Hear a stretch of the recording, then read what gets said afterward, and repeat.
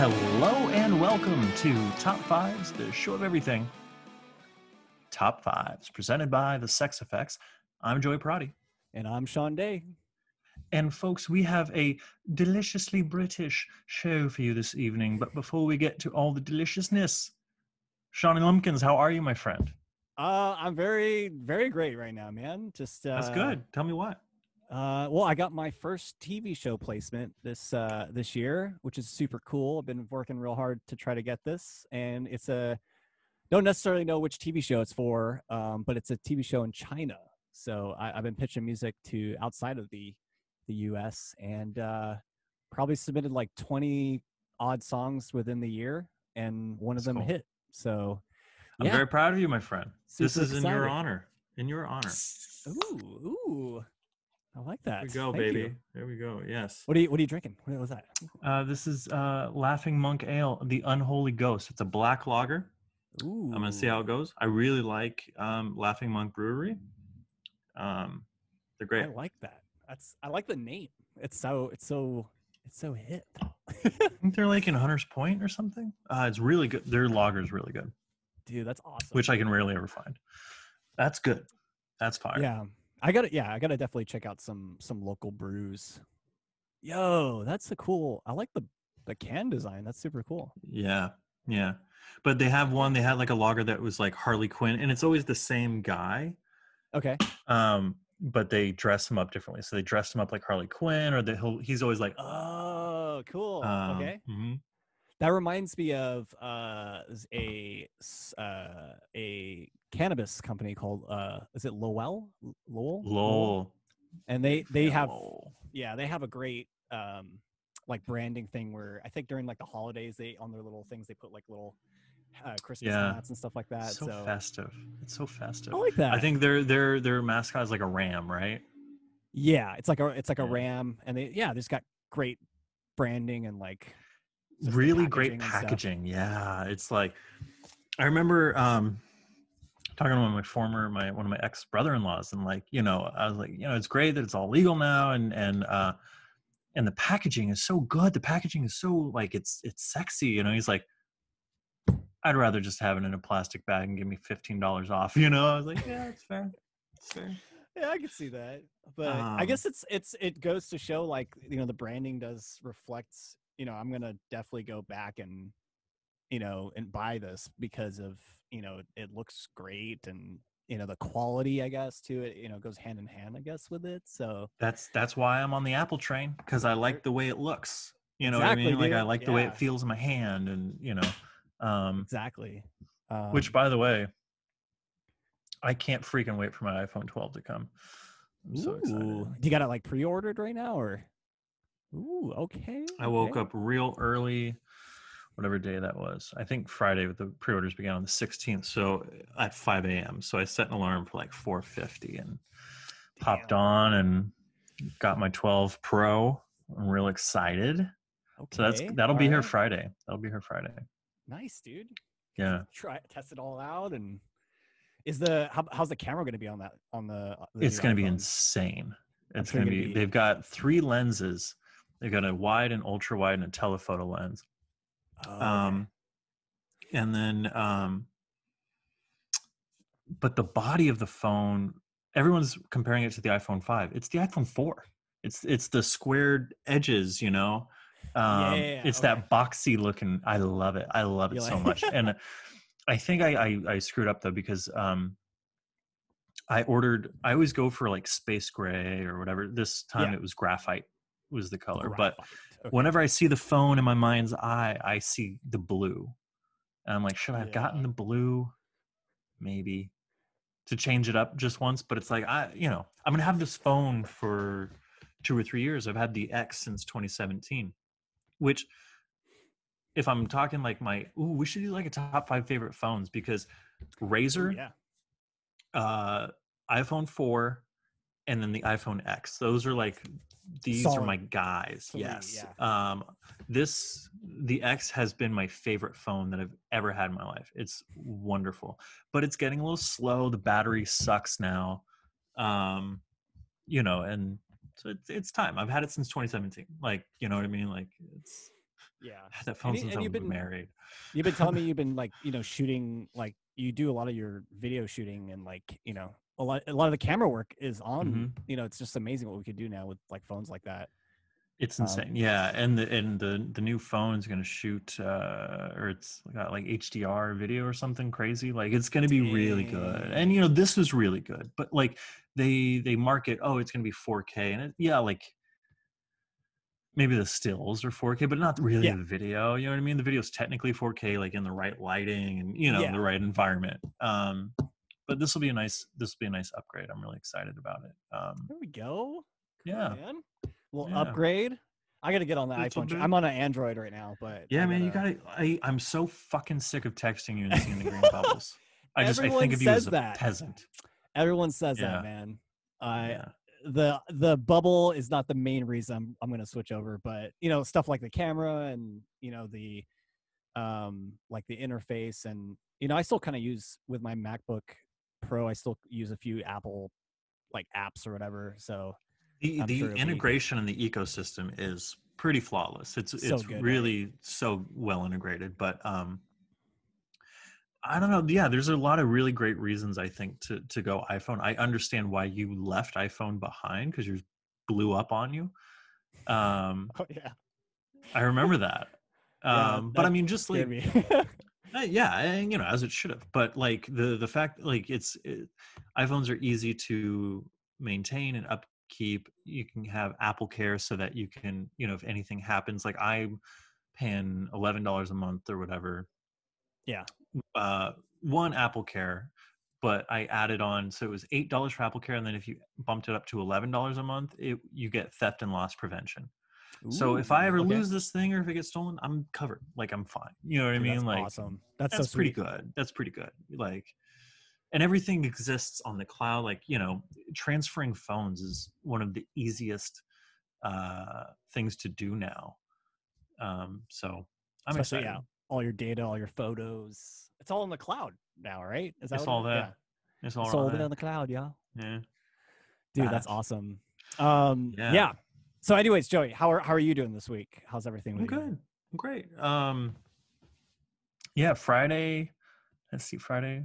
Poor Marty Scorsese, my doggy, had a vet appointment, and then me and the lady went down to Walnut Creek and had dinner with her family for her birthday. We ate at the restaurant, cool. Fun fact, where Robin Williams kind of has the big finale in Miss Doubtfire.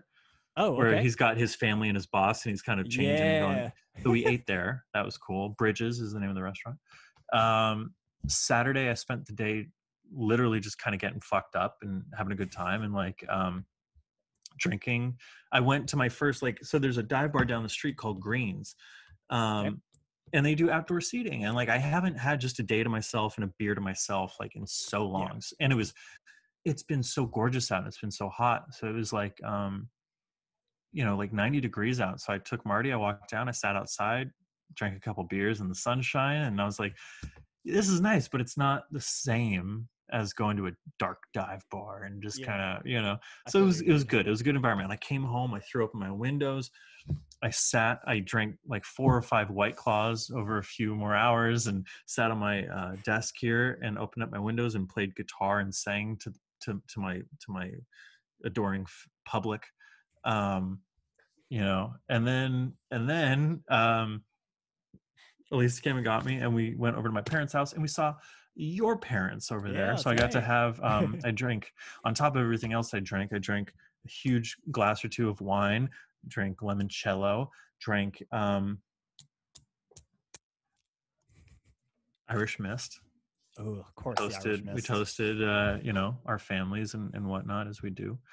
So that was a great time. It was really good to see your dad and your mom and I guess my mom and dad too. And and I'm trying to think what the hell happened. Oh yeah, Sunday was lovely. Kind of went hiking around the city a bit, just walking, got some Joe's of Westlake, or not Joe's of Westlake, Joe's of North Beach, excuse me. North Beach. Oh, okay. Drank an espresso martini. Ooh, that sounds so good. We did a Paul Verhoeven double feature. We watched Basic Instinct followed by Showgirls. Okay. And we watched Californication. Okay. All right. A few episodes of at least see it. Californication, or which season? The first season, I'm like, we don't need to watch anything past the first season. So we finished up. We had like 4 episodes left. So we watched those 4 episodes and then went into Basic Instinct and then into Showgirls. And it was like, what a wild night. Wild. All right. But yeah. So that was, Dude. and I got to tell you, like, have you seen those movies? Have you seen I've seen anything? Paul Verhoeven? I feel like I've seen Showgirls maybe once, but I have seen Basic Instinct. Yeah. I don't know why I never thought they were the same. Is it writer or director or Director? I mean, once you kind of know, it's like, oh, because it's all kind of trashy and kind of over the top and very almost campy in a way, but yeah, very well done. Like the filmmaking itself was like really like getting me excited, and not in that way, you fucking dirty mind. But like I was like, oh, this is just the way he moved to the camera and staged certain scenes. Like the interrogation scene in Basic Instinct gets a lot of mention because of the crossing and the uncrossing of Sharon Stone's legs, but really the staging of that scene is masterful. And the way he whip pans between the different cops asking her the questions, I was like, oh wow, this is so well done. I never watched it kind of with that eye towards the filmmaking of it before, and I was so happy that I did that. And Showgirls is ridiculous, and it's like, it's not good, but it's like, it's enjoyable, it's a fun watch, you know what I mean? So because that was like, after we finished Basic Instinct, it was like, okay, do we go more Sharon Stone and watch Casino, or do we go more Paul Verhoeven and watch Showgirls? So we went with Showgirls. Nice. Because Casino's 3 hours long. Yeah, that's a long one. Yeah, Showgirls runtime, it's kind of a long one too. I think it's over 2 hours, but it flies by. Yeah, it's good. The movie feels like it's on for half an hour. That's being known that's like a good pacing in a film, right? Yeah. You don't really think about the like, oh man, this is kind of dragging a little bit or whatnot. Yeah, you never have to stop and think about it. It's really good. Yeah, I feel the same way like when I watch Goodfellas. Like I know that's a little bit longer movie. Oh, but Goodfellas is, yeah. Any point in that movie, any scene is a jumping on point. You know what I mean? Exactly, it's incredible. Man. Heck yeah, dude.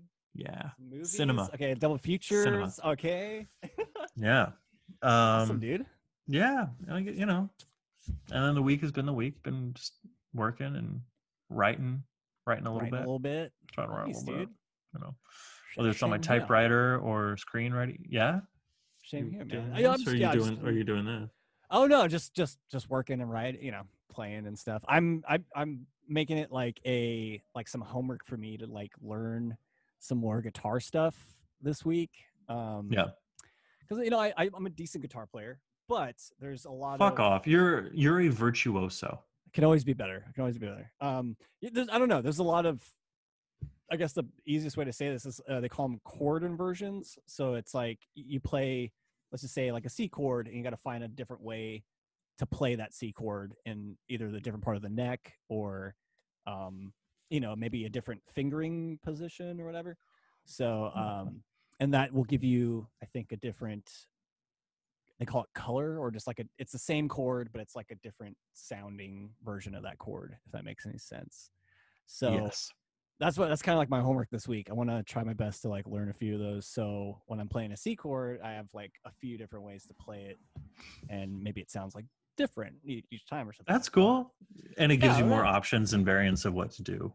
Exactly. When you go to more tools in the bag. So, but yeah, that's kind of my only kind of self music help right there. I don't know. Is there any like movie, pop culture news stuff happening? Not really. It's COVID. But you know what? Yeah.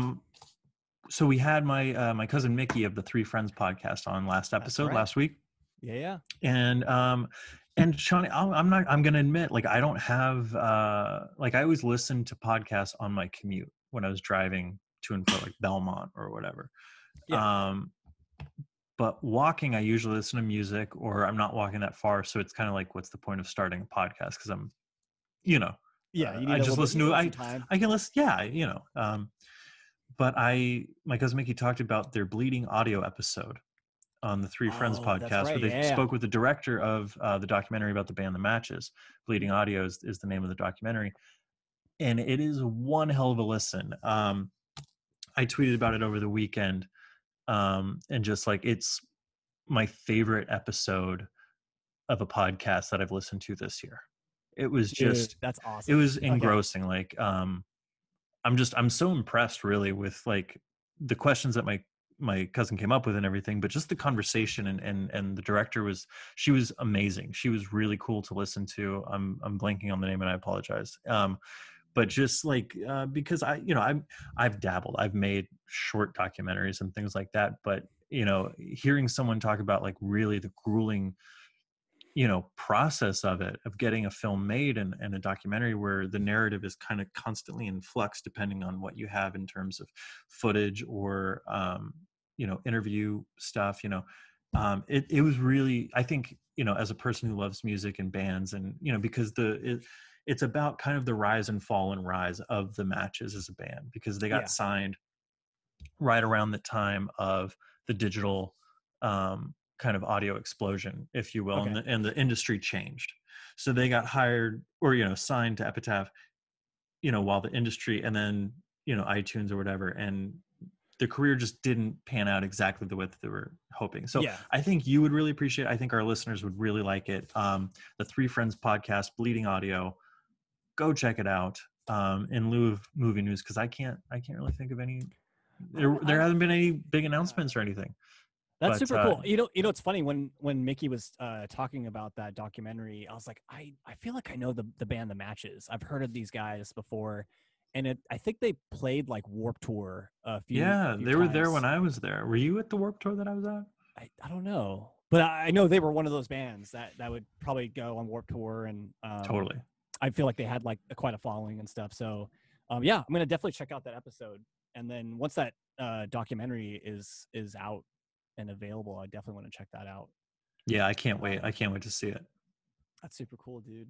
Yeah, that was so Yeah. much fun having Mickey on, man. That was kind of a cool spur of the moment thing, and that's, I think, hopefully what we're going to start doing with like these Twitch streams is just having some guests on, and Random people maybe, pop in. yeah, We why got not? anyone in the chat? You guys want to jump on the show? Yeah, hit us up. No, I really shouldn't even joke like that. It's all good. It's all good. But if you guys want to drop a top 5 in the chat, and we can workshop it a bit. We can work it. Come up with a quick. There's top 2 5. viewers, and one of them is us. So,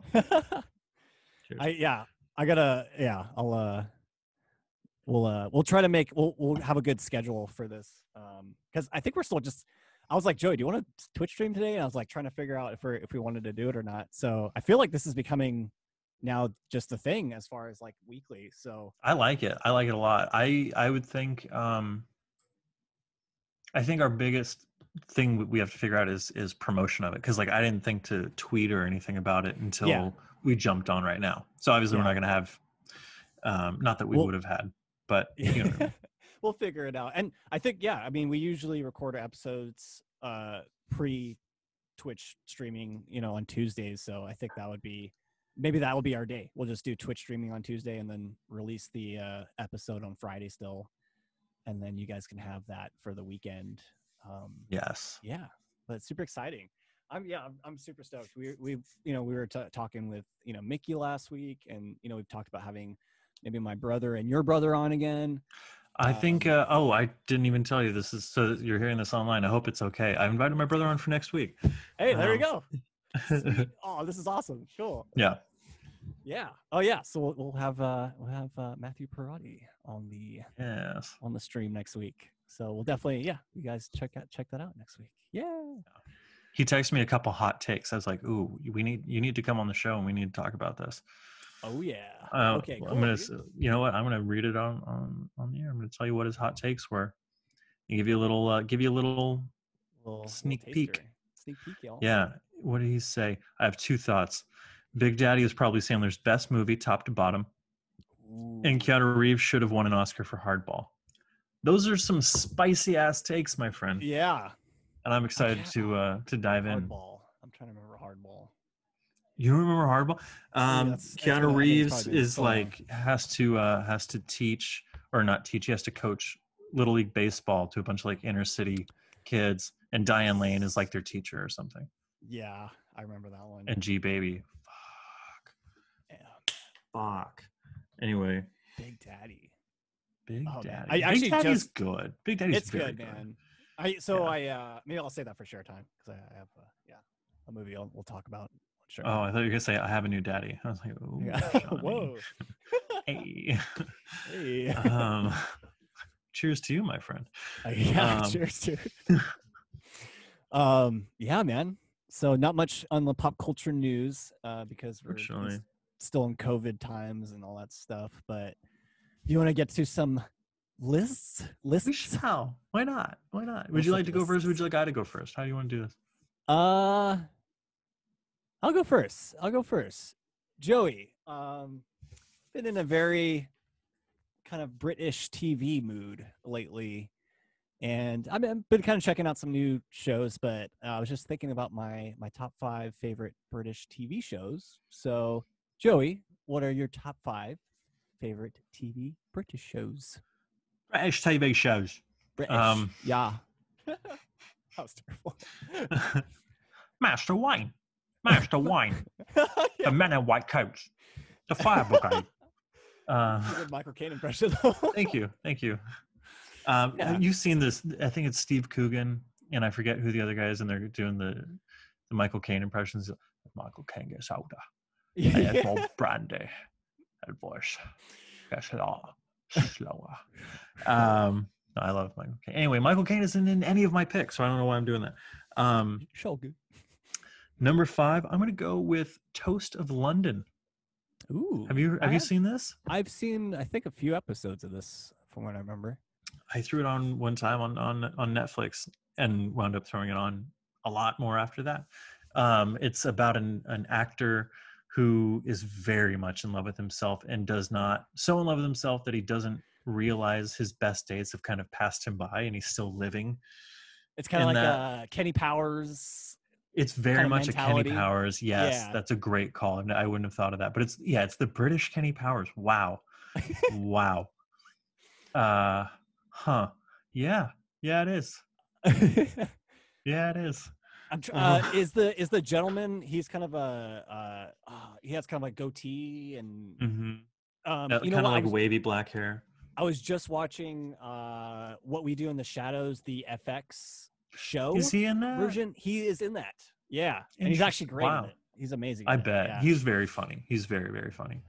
But yeah, everything he does is so big, and he's so theatrical, and it's very funny. It's a good show. Cool. Number 4, I'm gonna go The British Office. Oh yeah, David Brent, baby. I have no desire to ever watch The American Office ever again for as long as I live, ever. But I'll the British Office, that is quality stuff, and they knew when to end it, which is so nice. That's so refreshing. Don't drag it on and have Will Ferrell and then whoever else come and guest star. Like just end it with him. End it with Steve. Anyway, I have my thoughts. Yeah, I love the British Office.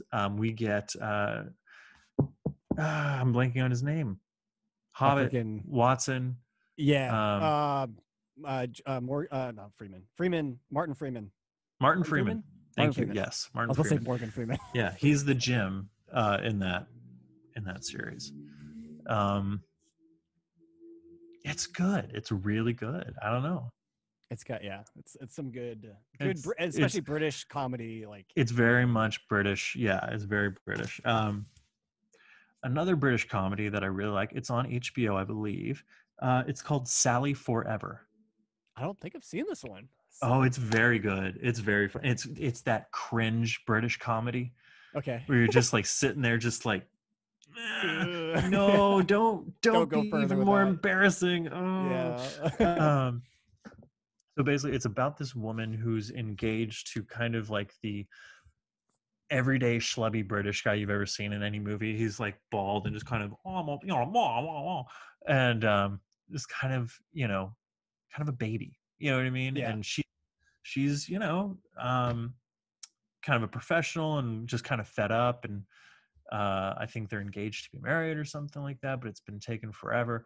Anyway, she goes to the club one night and I think gets high, and oh, don't worry.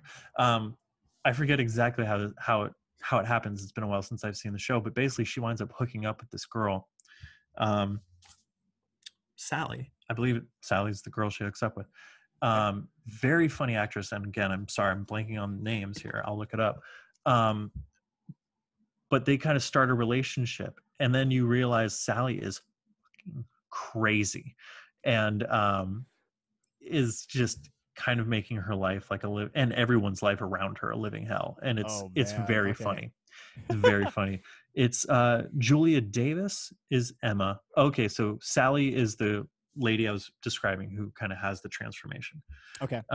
That's Catherine Shepard, but Catherine Julia Shepherd. Davis is really what Okay. you're, yeah. Julia um Davis. yeah, Okay. very funny, very very funny show. um yeah. Number Nice. 2, Luther. I Oh, Luther. love Luther, dude. Like I used to like to watch Luther and pretend that I was watching Batman, and that I still think Idris Elba would make one hell of a fucking Batman. um and then what's her name, is it Rose Wilson or something like that? She's in that show The Affair. Oh yeah. Ruth You Wilson. said Ruth. Ruth. Yeah. um Ruth.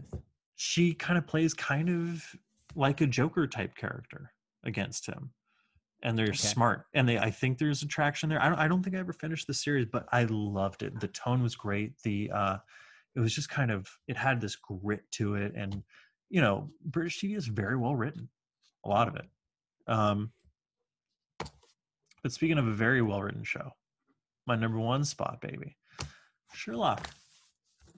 I never finished this either. There's um there's like a few like there's like I, specials or like I think that's movie the or last thing I saw was like the Victorian special. yeah. Um, Ooh. I was disappointed in season 3 because of the way they handled and kind of never really explained the end of season 2. But the end of Mhm. season 2 might be the greatest season finale, like, or greatest cliffhanger, Mhm. like, ever. It's so good. It is disturbingly good. Um, Benedict Cumberbatch as Sherlock is, Sherlock he himself. does something we've never seen before. He makes him an outcast and yet so effortlessly cool at the same time. Um, and him and Martin Freeman's relationship is just beautiful. It's so good. Good chemistry, for sure. Actors, damn good actors if they don't like each other. Um, but yeah, it's a wonderful show. It's a funny show. It can be very funny. Season 3 really leaned into the humor. Um, but it's got a big heart at the center of it, and that's of course what I like. It's a show ultimately about friendship.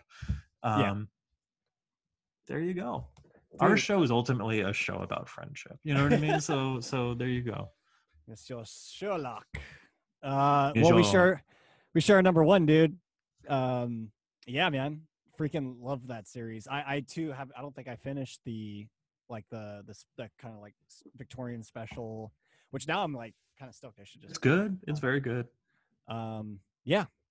Sherlock for sure. I mean, I think you're right about Benedict Cumberbatch like being able to play this very, I wouldn't say different. I mean, he's definitely a different type of Sherlock, but I think it's just so uh, you really connect very well with him, and I don't know, and those kind of qualities about him. I think that's why.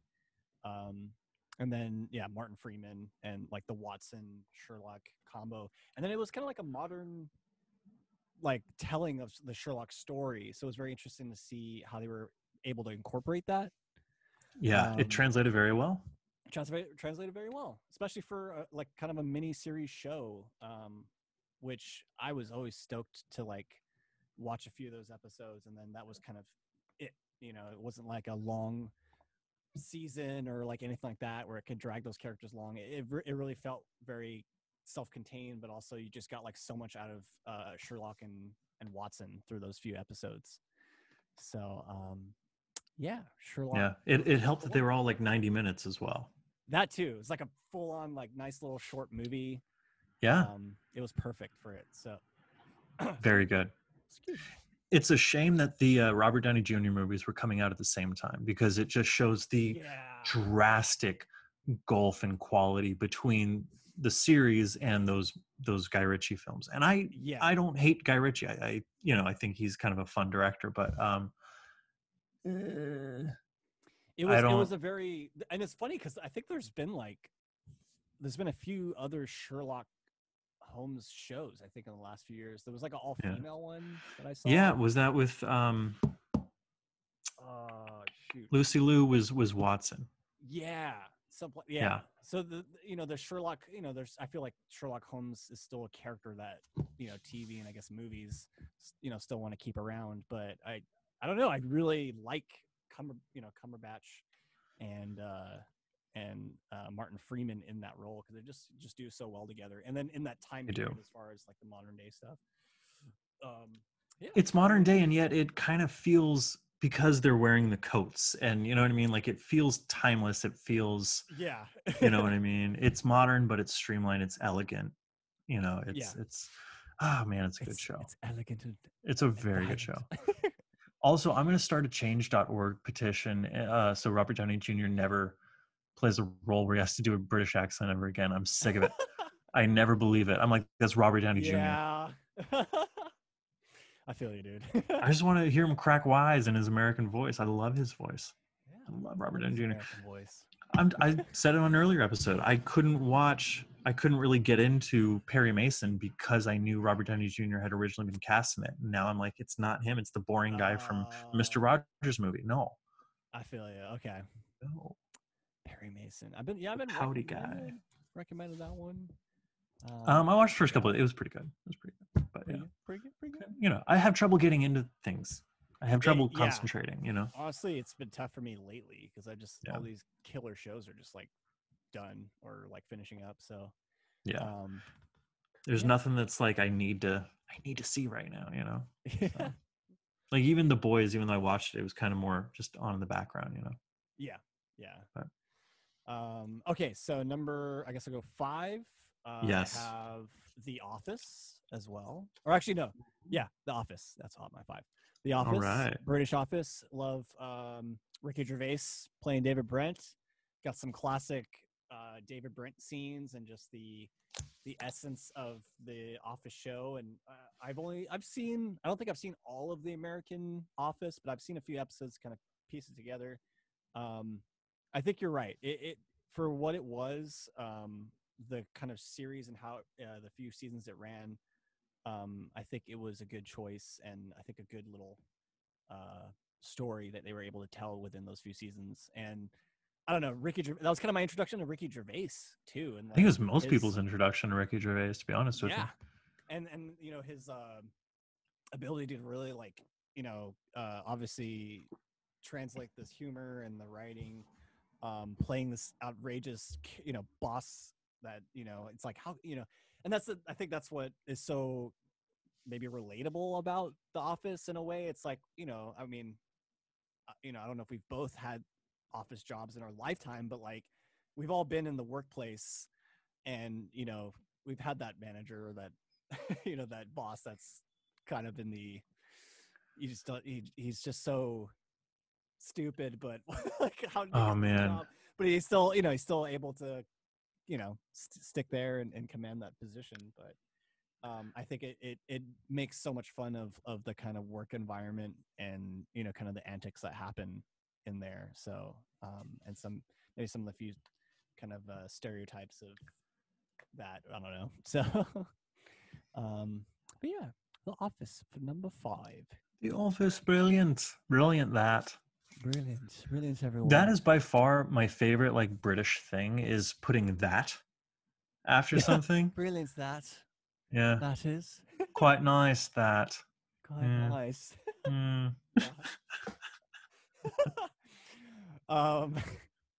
moving along. Number Moving along. 4, I've got a show called Misfits, which was Oh yeah. I saw it on Hulu, but I'm sure it lived somewhere not on Hulu before. But yeah, it's kind of like a British superhero show about a bunch of technically misfits. These kids who are in like not juvie, but they're kind of like Orphanages and yeah, they're kind of doing like service work because they all got in trouble, and then it ends up they all somehow get powers. like probation. Probation. That's the better word to say. It's like probation. Then this like storm happens, and they all get these powers, and the power. It's kind of interesting. And I'm not saying it's similar to The Boys, but I think they did, as far as like a superhero type show with powers, it did push, I think, a little bit more as far as what kind of powers there are. How are people reacting to this in real life in the show and maybe in their lives.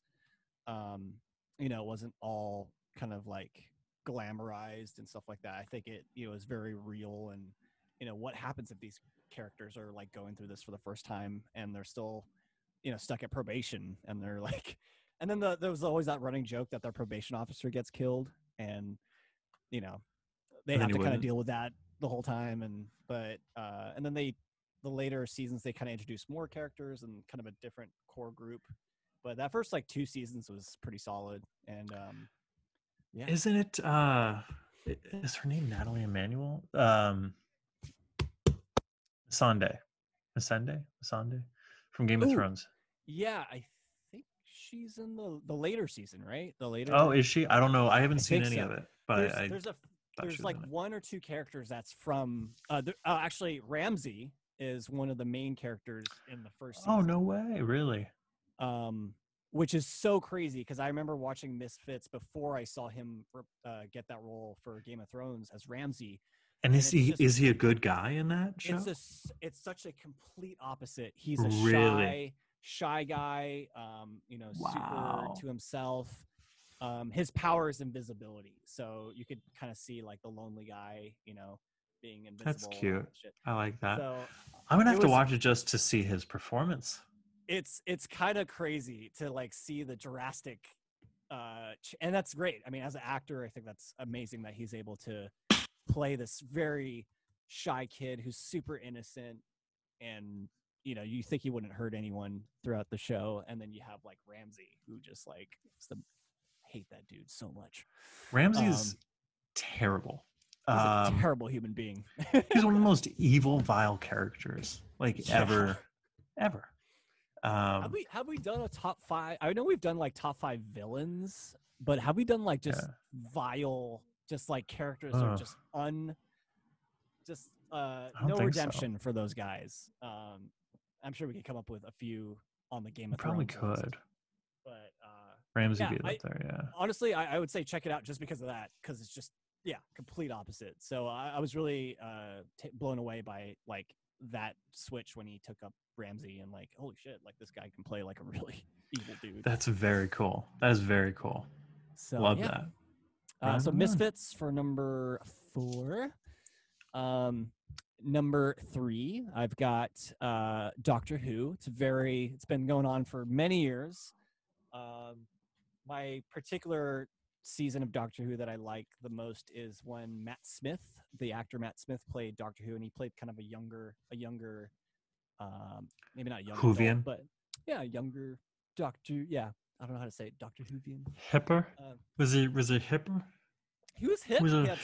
He had some like overalls, and it's kind of funny because they change the costume too every time they have a new Doctor Who, and they have kind of like a different like look. But I don't know. I never really watched Doctor Who growing up, and I think a lot of these British shows I think I've seen when they kind of came out. But I really like Doctor Who. It's very episodic. You can kind of, each episode kind of has its own mission or thing happening, but there's still like that overarching thing of like, this is a character that's been played by so many different people over a few decades. So it's like, it's interesting that like you have some of the same characteristics transfer over to the different actors in a way, but at the same time, they also each like new rendition of the character has like a small, like one trait or one or a few traits that are unique to them as far as that kind of version of Doctor Who. And the way it explained as far as the different actors, he like regenerates every so often, because he's not technically a human being. He's an alien from another planet. So yeah, so it's wow, pretty about crazy. that. Yeah, it's crazy, like the concept of like, oh, this dude is like, and he's a protector of time, and I love time travel stuff, and it's very interesting to hear like Doctor Who talk about time, and then he always has like a female companion, or at least a companion of some sort that he brings along on his journeys.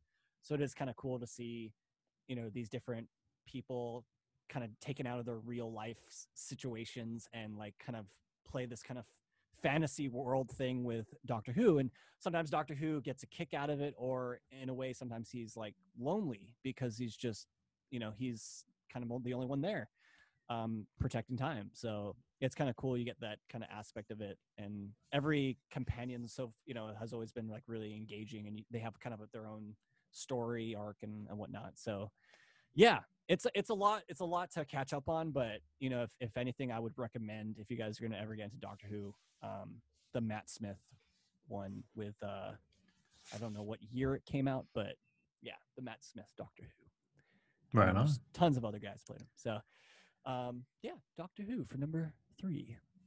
I like it. And Sherlock was number 1, so I'm going to go number 2.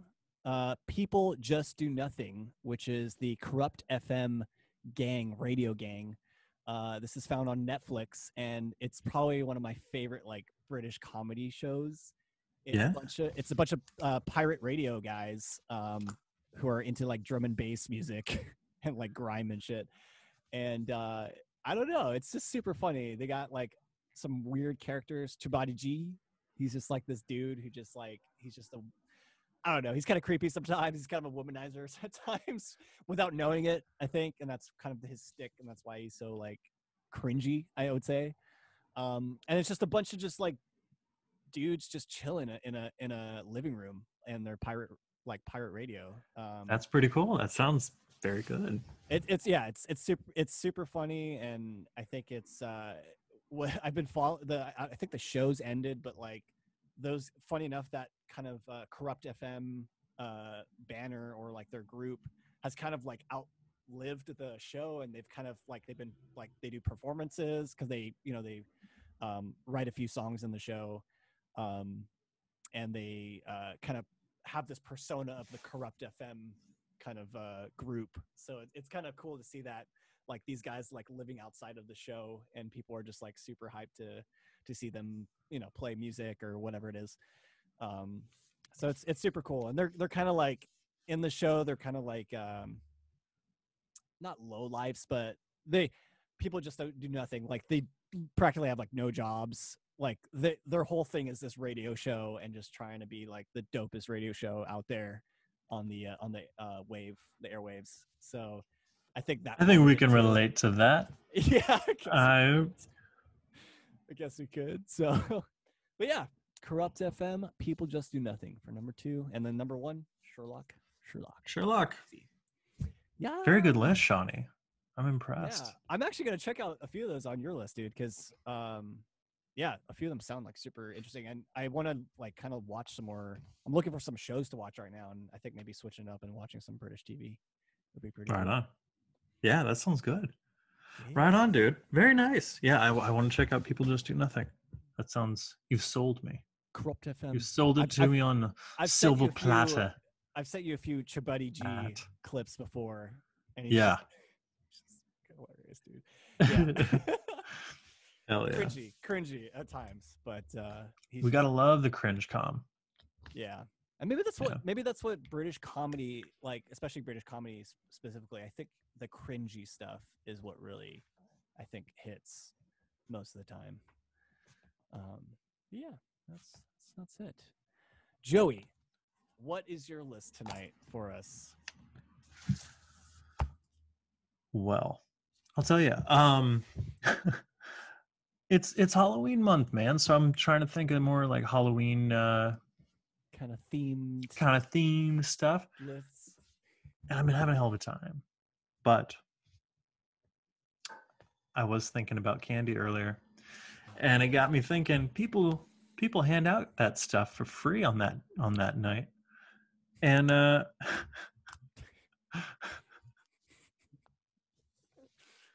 it's not even funny.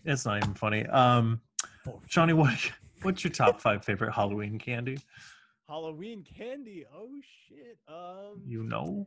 Man, like the classics. Let's see here. I'm gonna go 5. I'm gonna go nerds. I don't know what flavor.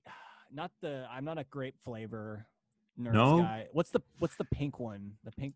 It's like, I don't know, like strawberry or something. Strawberry. They're both really good. I go for purple whenever there's a purple candy. Man, I want that. You know what? Actually, I take that back. I like the purple. Sometimes they do like the 2. You don't have to placate me. It's okay. Okay, if they do the 2-in-1 purple strawberry, I could do that. But mostly strawberry. All fair. the way. That's very fair. And I love it because it's like Halloween, so it's like the little tiny boxes. Yeah. And do you ever just walk around just shaking them like a maraca? You know, you're just like, dude, shaking them. I mean, before I just getting it. I'll just kill a box, man, just super fast. Right on. But yeah. Nerds are just such a classic, like candy or Halloween candy, especially. So I'm gonna go nerds for 5. Nice. Number 4, I'm a Milky Way guy, so I'm gonna go Milky Ways. Fuck yeah. And I'm thinking the bite-sized ones, smaller, the single serving. So a whole handful of those. I'll take those. So I'll go Milky Way for 4. All right. This is gonna get tough because I really like these next 3. I'm gonna go 3 Kit Kat bars. I don't know if I've had the bites, the Kit Kat bites, but in like a bag form. Yeah, same. Not a Halloween, outside of Halloween time. You don't want them. But just a legit loose traditional Kit Kat bar with the two bars of chocolate. I'm all in with that. So Kit Kat for 3. Kit Kat. I'm gonna go number 2. I put Twix Minis specifically because I think they have mini versions. 20s, the Twix 20 Twinnies. I love Twix. They're probably one of my favorite chocolates. So good. I even try to get sometimes the bigger size, or it's like the 4 or something like that. Wait, they've got like the king size. King size. It's like with 4, I think, regular Twix bars in there. And then number 1, Reese's Peanut Butter Cup, just a traditional peanut butter cup. I am a fan of white chocolate. I did try the white chocolate version the other day, and it was pretty good. But I'm gonna go number 1, the regular Reese's Peanut Butter Cup. Right there. Love that. Yeah, man. Now I want some. Now I want to get some candy after this show, dude. Fam, this is yes. It's so tempting, dude. A bag of that stuff. Joey, shit, what are your top 5 chocolates, brother? Dude, real quick, just the Reese's Peanut Butter Cup, dude. So I'm coming up on 2 years of the divorce. You know what I mean? So I started this shit in October, and really for a month, 2 months, maybe 3 months there, I was just living on Jameson and the Reese's Peanut Butter Cup. I would just, because the candy was, it was in those big bags at Target. Oh yeah, dude. So, and then it's the single serving. You're like, I'm just having one. And then before you know it, the table is covered in wrappers and you're just like, shit. Dude, that's the thing. And God forbid you buy them on a hot day, because like then they're all just melted and fucked up. Yeah. Anyway, dude, I love Reese's have a special place in my heart. During hard times. Cold-blooded hard times. It's old times, but that's okay. Number 5, I'm gonna go Starburst. Praying to God I don't get a yellow. If I get 2 red, either red or pink. Those are the two I'm hoping for. And I've had days where I've gotten both in one, and it's just like, Yo, yeah. have you tried? Because they caught on. They were like, yo, we need to do this. They did like I think it's like all red and all Smart. pink, but I think there's like different flavors of red in there, like strawberry, cherry. Oh, that's But that's brilliant. they did a I gotta version of I that gotta hop on in a that. bag. Yeah, it's blew my mind because I was like, wow, this is all the type of Starburst I like, anyways, in a bag form. So yeah, try to find that. I don't know if they still have that, but that sounds amazing. Thank you. Yes. Yeah. The rest of our list is almost identical. Okay. With some variants. We share number 4, Milky Way, except I said Milky Way Midnight. Ooh, I have a preference for dark chocolate. Dark chocolate. That's okay. Yeah. So. Got you. Which, by the way, have you ever had Kit Kat dark chocolate? You know, I think I've tried it, but I'm such a milk chocolate dude. Although, you know, like dark chocolate if you get the right dark chocolate or like a particular brand or whatever, it goes really well, I think. Yeah. Yeah. Ooh. The other variants too with Kit Kat though is the Big Cat bar. Ooh. Big Cat bar came out like when I was like when we were maybe near the end of our OLM, entering high school. So it was like that was my go-to. That was like my jam. I loved the Big Cat bar. Anyway, because I was like a carrot, you know. Instead of anyway, weird. I put Reese's Peanut Butter Cup at 3. Okay. I'm glad that we both used the singular noun because you only get one. Number 2 is Twix, so we share number 2. Hey. And then number 1 is Kit Kat. Kit Kat is my all-time favorite candy bar, so I'm always happy when I get the little ones, the trick-or-treat ones, and then you get them again around Christmas time. But yeah, really kind of almost any variation on Kit Kat. I haven't messed with like a lot of the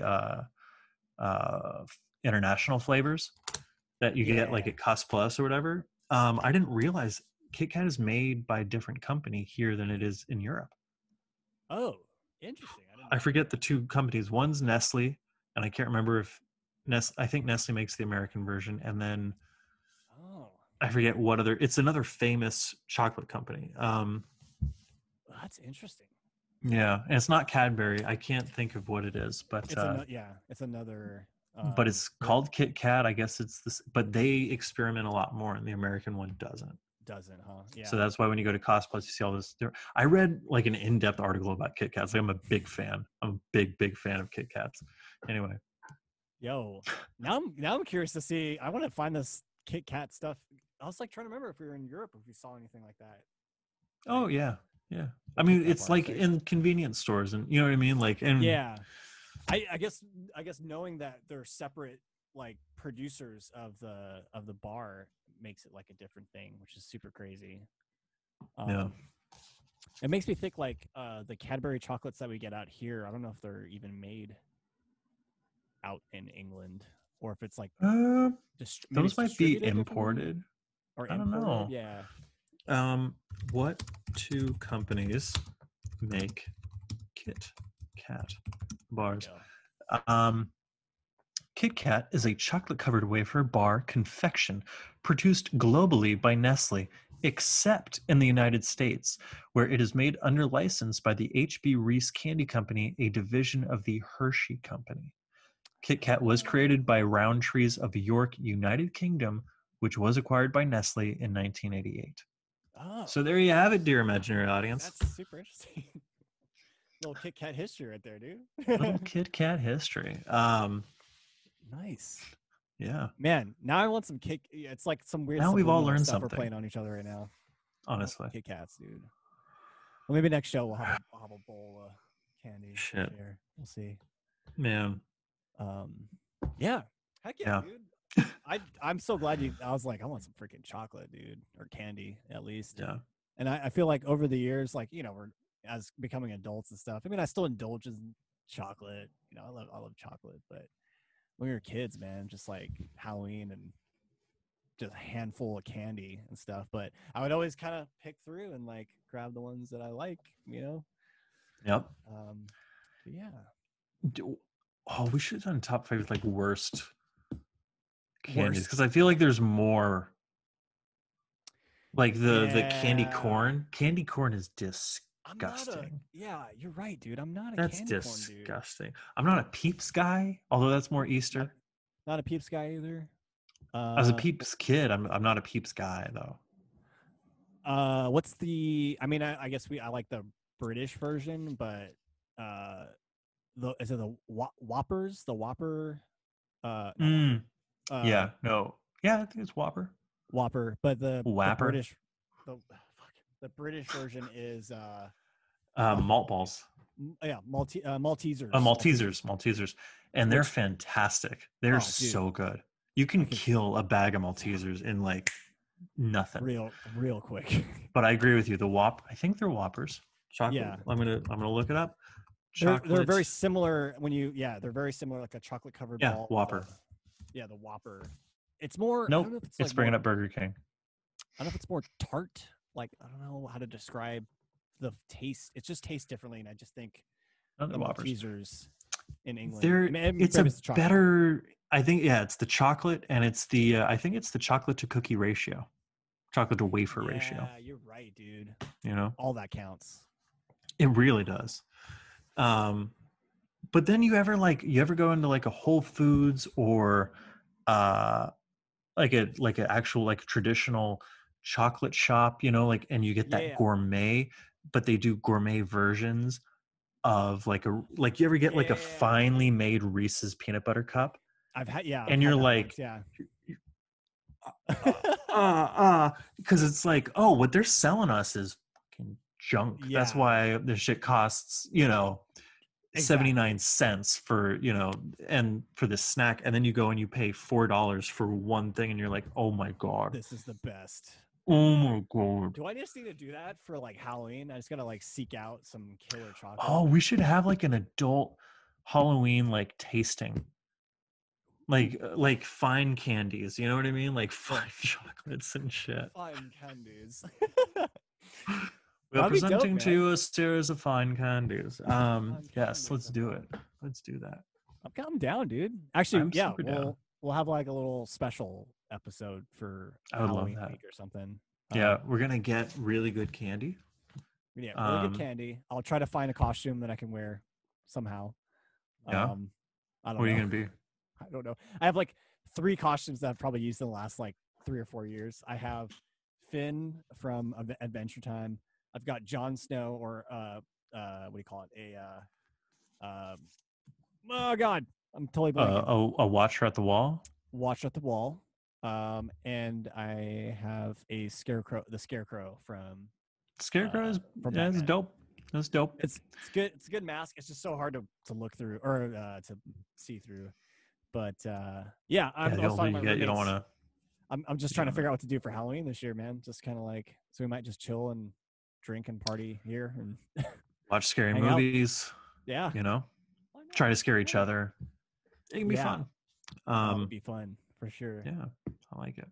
Yeah, we'll figure that out. We'll do something maybe for our next, because I think our next episode is right before Halloween. I think it'll be our last episode before Halloween. I think you're right. Before the month is out. Cool. Yes. Candy. Yeah. Oh, man. Yeah. I am so pumped for candy right now. Shit. I made some cookies at like midnight on Sunday. Cookie. Yeah. Nice. So I have just a little bit left. I'm gonna have that after the show. Dude, oh man, that sounds so good. Sounds really good, doesn't it?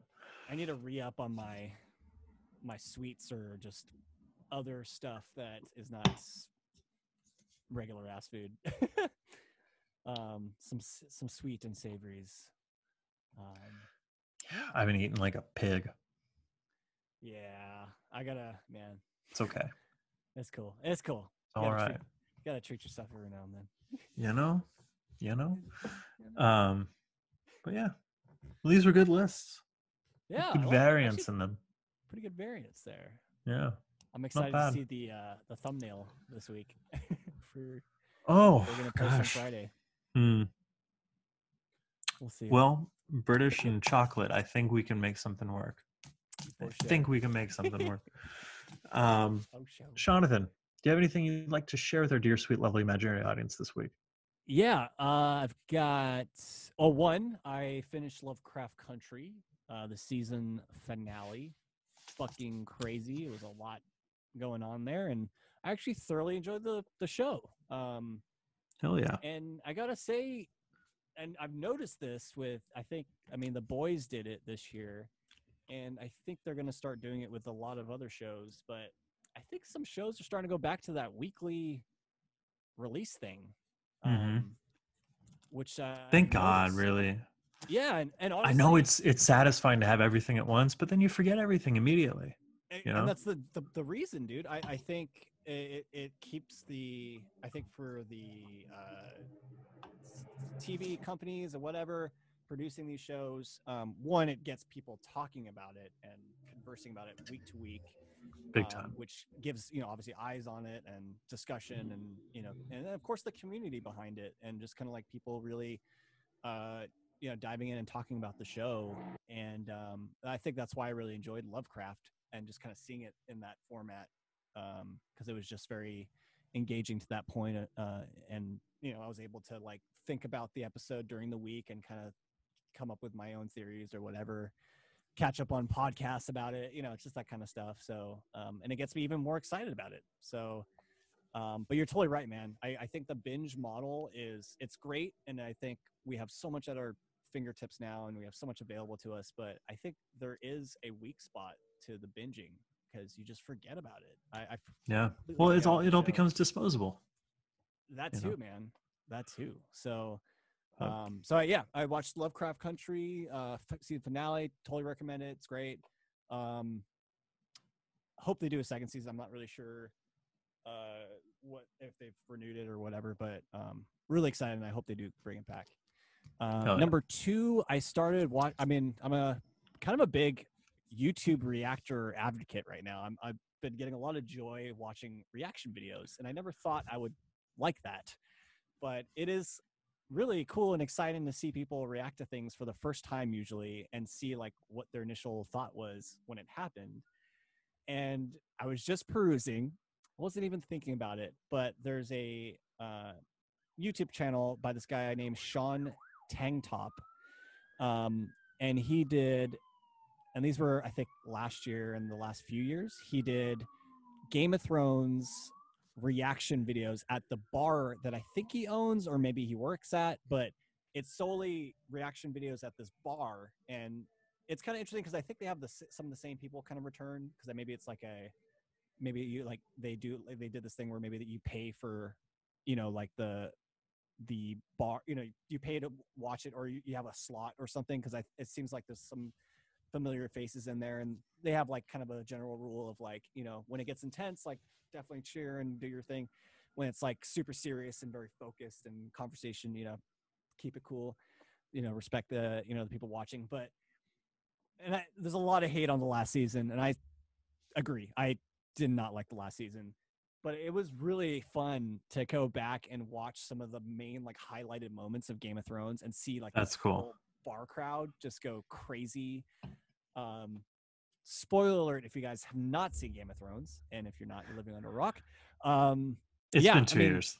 yeah, but like the big ones, like the Mountain Viper like fight and like how that turned out, and um, like even some of the like in the last few seasons, I did like the reunions that like Yeah. Sansa and Jon Yeah. Snow and Arya, and those moments that were really you could tell even with the crowd, and they were so very close to those characters, and they cared about those characters. I'm done And fighting. I'm done fighting. And those obviously parts Kill that a boy. yeah, there were parts where I'm like, damn, this really broke me, as far as just like, fuck, man, Hodor. Hodor, like, oh man, like, and you could just see it in the people's faces. And then I think maybe that's why people like watching reaction videos, and that's why I like watching them, is because you just get that the initial like, because you never, once you see it, that's the first time you see it. Like, you're never going to get that feeling back. And maybe that's why there's that's why the popularity, or maybe the kind of like interest in reaction videos is because of that. Seeing that first time, seeing that like holy shit moment, or like, what that person was, reacting to in that moment. And then there's a few other reaction channels I follow. This guy, I'm trying to remember, I think his name is James. Sorry, I gotta like look this up. James versus Cinema. He's kind of cool. He's like a film student. I think he graduated out of film school.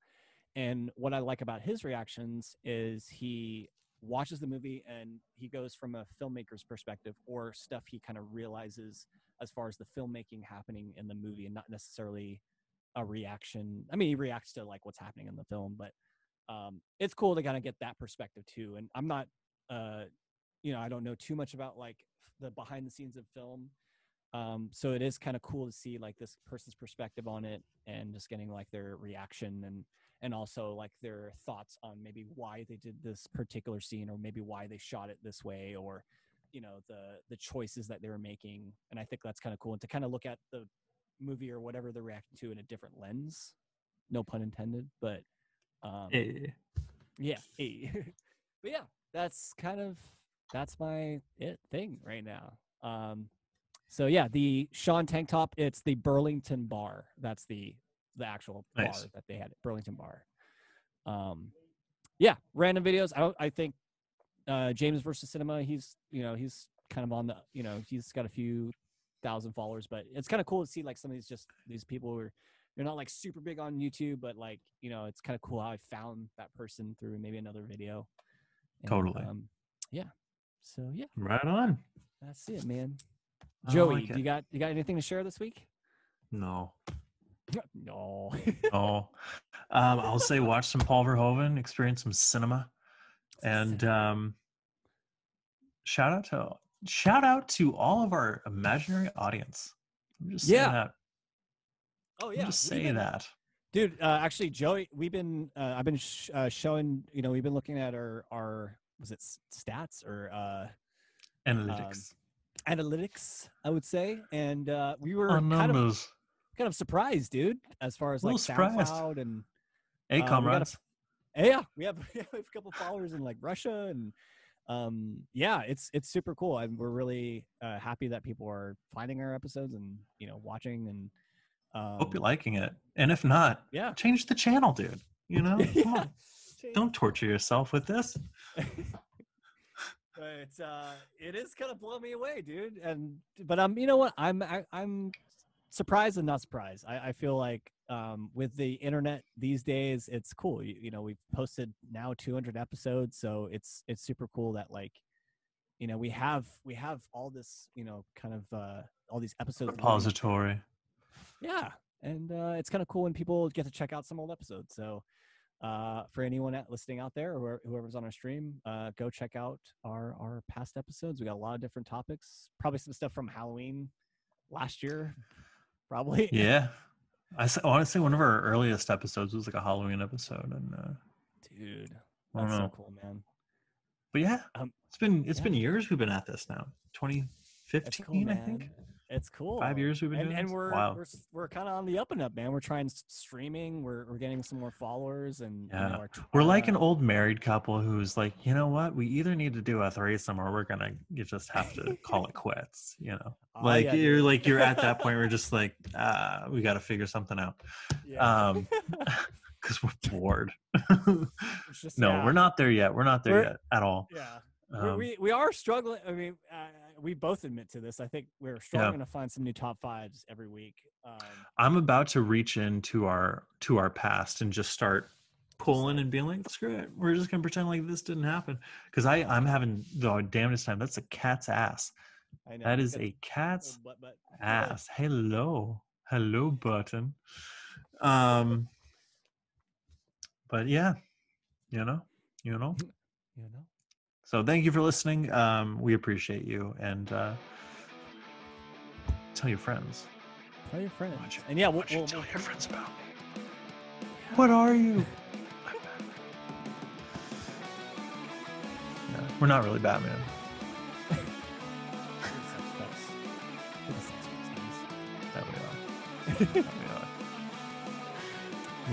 Jonathan, where can we find more of your work on the internet this week, my friend? You guys can find me on Instagram at Sean Day Music, on my website, seandaymusic.net. Net. Big emphasis on the net. On the net. Joey, where can we find you on the internet? You can check me out on my website, joeyparadyscripts.com, or on Twitter, preferably on Twitter, at joeyparady. You can check out the show at Top 5 Pod. That's TOPFIVE 5POD on Instagram, on Twitter, on YouTube at gmail.com, and on Facebook at Top 5 Podcast. We're on Apple Music, Google Play, and SoundCloud. So please give us a like, give us a listen, give us a follow, give us your love, and we will give you so much more splendid love in return. Splendid love. Until next time, I'm Joey Parady. And I'm Sean Day.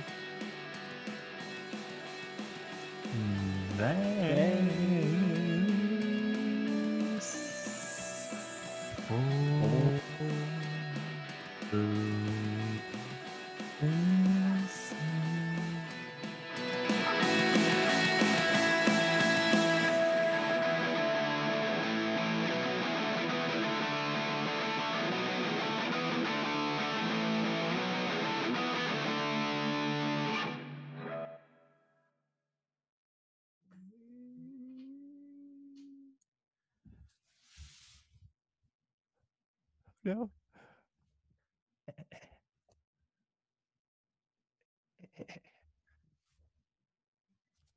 Okay, we're good.